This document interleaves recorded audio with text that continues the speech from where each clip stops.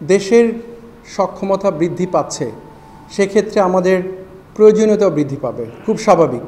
লালমনিরহাট যে বিমানবন্দরটি, এটা অনেক পুরনো একটা বিমানবন্দর, এটা আগে ছিল, ব্যবহার হয়নি। প্রয়োজনের নিরিখে সেটাকে আবার সচল করা হচ্ছে, নতুন করে কাজে লাগানোর চেষ্টা করা হচ্ছে। আপনি নিজেই বলেছেন যে ওখানে একটা ইউনিভার্সিটি করব, অ্যারোস্পেস ইউনিভার্সিটি হবে এবং এভিয়েশনের কর্মকাণ্ড প্রসারিত হবে। তো উত্তরটা এটার মধ্যেই নিহিত রয়ে গেছে। প্রয়োজনের নিরিখেই এই বিমানবন্দরটিকে সচল করা হচ্ছে এবং দেশের অ্যাসেট দেশের প্রয়োজনে ব্যবহার হবে, এটাই খুব স্বাভাবিক।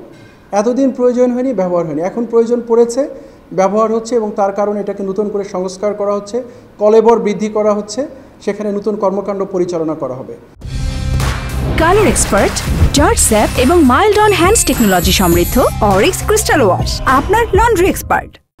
চীন এই বিমানবন্দর ব্যবহার করবে কি না, কবে ব্যবহার করবে, এ ব্যাপারে কোনো তথ্য আমার কাছে নেই।